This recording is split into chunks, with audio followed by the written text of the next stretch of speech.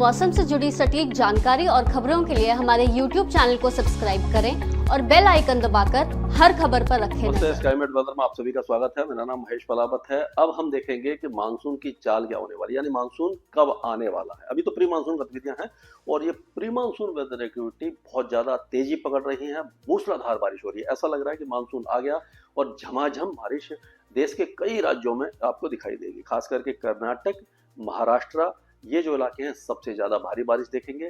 केरल के उत्तरी इलाकों के साथ साथ आप आंध्र प्रदेश के कुछ इलाकों में, तेलंगाना में, यहाँ पर भी भारी बारिश देखेंगे।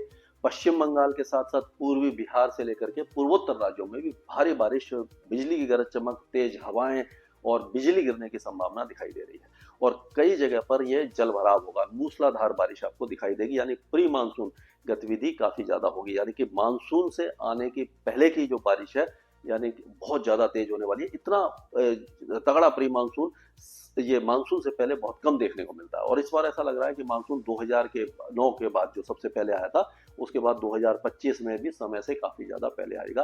कम से कम एक हफ्ता पहले आ सकता है। 25-26 तारीख तक मानसून हो सकता है कि दस्तक दे जाए केरल के ऊपर, यह हमारा अनुमान है। तो अभी वेदर सिस्टम क्या बने हुए हैं, तो अभी क्या है कि एक ट्रफ बन रही है। ट्रफ कैसे बनती है, आपको मालूम है कि हवाएं जब इस तरह से यहाँ पर घूमती हैं, तो ये इस तरह से आप देखिए यूं घूम रही है हवाएं, यानी घड़ी की उल्टी दिशा में हवाएं घूम रही है। तो यहाँ से एक ट्रफ बन रही है। ये मतलब कि ये तराई के इलाकों में है, यहाँ इस तरह से आ रही है। तो ये तराई के इलाकों में लगातार बारिश होने की संभावना दिखाई दे रही है। और एक cyclonic circulation, low pressure area बना है, जो ऑलरेडी यहाँ पर आप देख सकते हैं इस जगह पर बनने वाला है। ये यहाँ पर बनेगा और ये इस तरह से जाएगा ऐसे, यानी कि गुजरात के नीचे से होता हुआ जाएगा। वेलमार्क बन सकता है, डिप्रेशन बन सकता है, डीप डिप्रेशन बन सकता है, लेकिन समुद्री तूफान बनने की संभावना इसलिए कम है कि ये तट के पास बना हुआ है। और जब भी कोई लो प्रेशर एरिया तट के पास बनता है तो उसमें आपको मालूम है कि हवाएं घड़ी की उल्टी दिशा में इस तरह से घूमती हैं, यहाँ से ये घूमेगी। तो ये देखिए कि ये अंदर से जो सूखी हवाएं हैं ये भी इसमें आती रहेंगी। यही सिस्टम अगर ये समुद्र में होता तो क्या होता कि इसमें लगातार जो नमी मिलती रहती, इसको ताकत मिलती, एनर्जी मिलती और ये सशक्त हो जाता। लेकिन ये तट के पास बना है, इसलिए समुद्री तूफान बनने की संभावना नजर नहीं आ रही है। लेकिन उसके बावजूद ये बारिश महाराष्ट्र में, कर्नाटक के उत्तरी जिलों में और गुजरात के दक्षिणी भागों में बहुत ज्यादा भारी बारिश लेकर हुए जाएगा। तो अब ये जो वेदर सिस्टम है इसके कारण क्या होगा, पहले ऊपर से बात करते हैं पहाड़ों से। तो गिलगिट बाल्टिस्तान, मुजफ्फराबाद, लद्दाख और पाकिस्तान के ज्यादातर इलाके सूखे रहने वाले हैं। ये अपना हिमाचल और उत्तराखंड में हल्की बारिश होगी, उत्तराखंड में कुछ इलाकों में तेज बारिश हो सकती है, ये रहेगा। और अब गुजरात के कुछ इलाकों में बादल बादल छाना शुरू हो जाएंगे। दक्षिणी जो राजस्थान है वहां पर भी बादल छाना शुरू हो जाएंगे। दिल्ली, एनसीआर और हरियाणा, पंजाब में कहीं कहीं पर बादल गरज सकते हैं, यानी कोई खास वेदर एक्टिविटी है, धूल भरी आंधी थोड़ी बहुत चल सकती है, यानी बहुत ज्यादा स्ट्रॉन्ग वेदर सिस्टम नहीं है। और ये ट्रफ जो है ये आप देखिए, ये इसके कारण क्या होगा कि तराई के इलाके जो है ये सारे इलाके बारिश देखेंगे। ये पूर्वी भारत में बारिश होगी, उड़ीसा वगैरह में होगी। और ये विदर्भ, मराठवाड़ा, महाराष्ट्र के ज्यादातर इलाके, गुजरात के दक्षिणी इलाके और ये मुंबई वगैरह, ये सारे इलाकों में भारी बारिश की संभावना नजर आ रही है। अब हम एक एक राज्य को लेकर के बात करते हैं। तो अगर जम्मू कश्मीर की बात करते हैं, जम्मू कश्मीर में कोई खास वेदर एक्टिविटी आपको दिखाई नहीं दे रही क्योंकि मौसम लगभग साफ रहेगा। अब जो वेस्टर्न डिस्टर्बेंस आ रहे हैं एज अ साइक्लोनिक सर्कुलेशन, ये उत्तर भारत पर आ रही है, एज अ ट्रफ दिखाई दे रहे हैं। तो इसमें ताकत नहीं है, तो पहाड़ों पर अब मूसलाधार बारिश आपको दिखाई नहीं देने वाली है। अब क्या होगा कि उत्तराखंड, ये हिमाचल में और उत्तराखंड में भी हल्की फुल्की बौछारें आपको दिखाई देंगी और लाइट रेन होगी। पैसिंग शावर्स जो होता है थोड़ी देर के लिए, मतलब 5-10 मिनट के लिए तेज बारिश आपकी जगह होती हुई निकल जाएगी।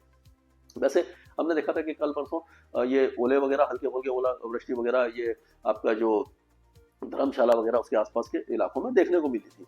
लेकिन ये बहुत ज्यादा लंबी खिंचने वाली वेदर एक्टिविटी नहीं दिखाई दे रही है उत्तराखंड और हिमाचल प्रदेश में। अब अगर पंजाब की बात करते हैं तो पंजाब के कुछ इलाकों में, गुरदासपुर, होशियारपुर, भगत सिंह नगर, लुधियाना, संगरूर, पटियाला, यहाँ पर बादल वगैरह छा सकते हैं, मेघ गर्जना वगैरह हो सकती है, ज्यादा वेदर एक्टिविटी नहीं होगी। और उसी तरह से हरियाणा के भी कुछ इलाके जो हैं वो बारिश देखेंगे, मतलब कहीं कहीं पर। और उसी तरह दिल्ली, एनसीआर में भी धूल भरी आंधी, देर दोपहर रात में कुछ वेदर एक्टिविटी हो सकती है, बादल वगैरह गरज सकते हैं, ज्यादा मौसम आपको खराब नहीं दिखाई देगा। अब उत्तर प्रदेश की बात कर लेते हैं। तो यहाँ से देखिए शामली, मुजफ्फरनगर, बिजनौर, मेरठ, मुरादाबाद, रामपुर, बरेली, पीलीभीत, लखीमपुर खीरी, शाहजहांपुर, सीतापुर, बहराइच, श्रावस्ती, बलरामपुर, गोंडा, बस्ती, सिद्धार्थनगर, गोरखपुर, बलिया, ये जो इलाके हैं, यानी तराई वाले जितने भी इलाके हैं, यहाँ से लेकर के ये जो इलाका है, ये जो पूरा इलाका है, यहाँ पर ही आपको ये बारिश की गतिविधियां आपको दिखाई दे सकती है, नेपाल की पहाड़ियों के साथ साथ ये सारे इलाके में।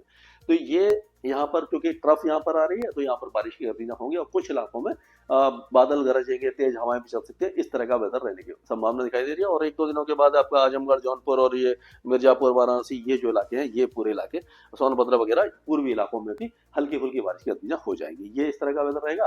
अब बिहार की बात कर लेते हैं, तो पहले इसको मिटा दें, क्योंकि फिर क्या होता है कि दोबारा जब स्लाइड आती है तो गड़बड़ हो जाती है।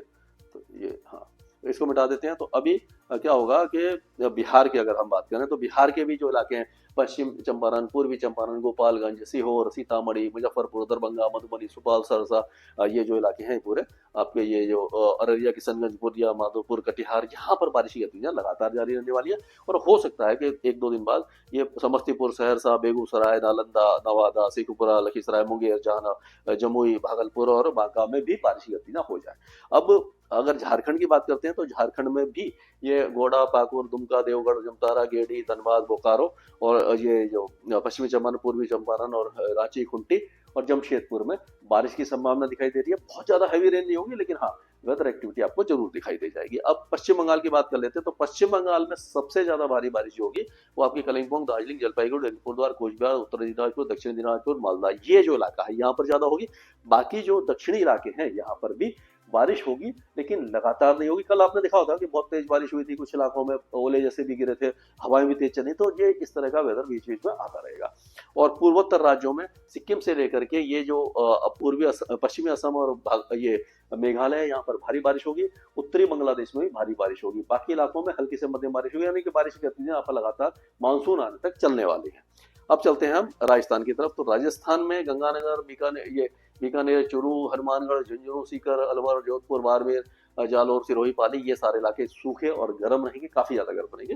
लेकिन ये झालावाड़, बारां और कोटा, बूंदी, ये उदयपुर, चित्तौड़गढ़, यहाँ पर हल्की फुल्की बूंदाबांदी या बारिश, या कह सकते हो कि धूल भरी आंधी चल सकती है।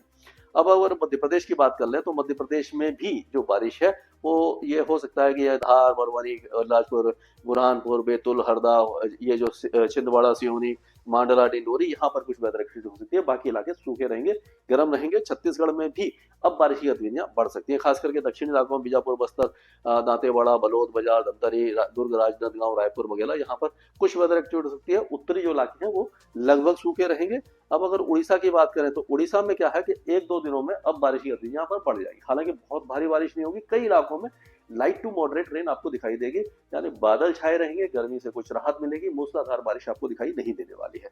अब चलते हैं गुजरात की तरफ। गुजरात में अब क्या होगा कि जो जूनागढ़, अमरेली, सोमनाथ, भावनगर, आनंद, बड़ोदरा, सूरत, वलसाड़, नवसारी, पंचमहल, डांग, ये जो इलाके हैं यहाँ पर बादल छाना शुरू हो जाएंगे और थोड़ी बहुत बारिश होगी। लेकिन ये 23-24 तारीख को जो जूनागढ़, अमरेली, गिर सोमनाथ, ये जो इलाके हैं यहाँ पर तेज बारिश होने की संभावना दिखाई दे रही है। कुछ इलाकों में बादल छाएंगे, तेज हवाएं भी चलेंगी, क्योंकि लो प्रेशर या डिप्रेशन इसके दक्षिण से ही गुजरने वाला है। तो इस तरह का वेदर रह सकता है। अब चलते हैं महाराष्ट्र की तरफ। तो महाराष्ट्र में सबसे ज्यादा असर होगा नंदुरबार, धुले, जलगांव, यहाँ पर लाइट रेन होगी।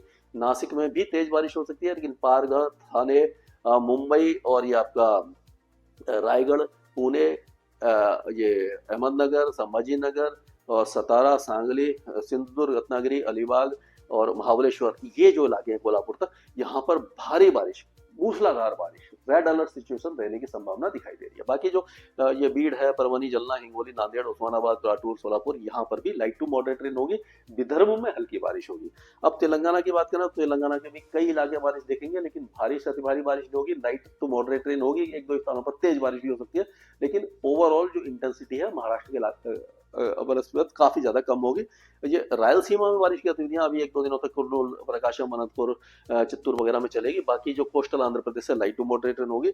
अब कर्नाटक की बात करते हैं। कर्नाटक में आपने देखा बेंगलोर में तबाही की बारिश हुई थी, तो अब जो बारिश है वो गुलबर्गा, बीजापुर, बगलकोट, बेलगांव, धारवाड़, गगड़, कोपल, बेल्लारी, हावेरी और जो मंगलूर, होनावर, कारवार, ये जो इलाके बेलगावी वगैरह, यहाँ पर भारी बारिश की संभावना 2 दिनों के दौरान है। उसके बाद बारिश थोड़ी सी कम हो जाएगी। बेंगलुरु में भी बारिश की गतिविधियां जारी रहने वाली है। अब केरल की बात करें, तो केरल में अगले 2 दिनों के दौरान या 3 दिनों के दौरान बारिश में कमी आएगी, क्योंकि सारा मॉइस्चर ऊपर की तरफ चला जाएगा, कर्नाटक और गोवा की तरफ चला जाएगा, यहाँ पर कम आ जाएगी। लेकिन 24-25 तारीख से फिर से बारिश यहाँ पर बढ़ जाएगी। तमिलनाडु में भी बारिश में भारी कमी आएगी। क्योंकि सारा मॉइस्चर वो महाराष्ट्र की तरफ खींचने वाला है। जब वहां पर वो वेदर सिस्टम कमजोर पड़ेगा तो यहाँ पर 24-25 तारीख से बारिश बढ़ेगी। अंडमान और निकोबार द्वीपों और लक्षद्वीप में हल्की से मध्यम बारिश होगी और जो मानसून की दस्तक है वो पहले आ जाएगी, मानसून समय से पहले आएगा। प्री मानसून गतिविधियां काफी ज्यादा होंगी।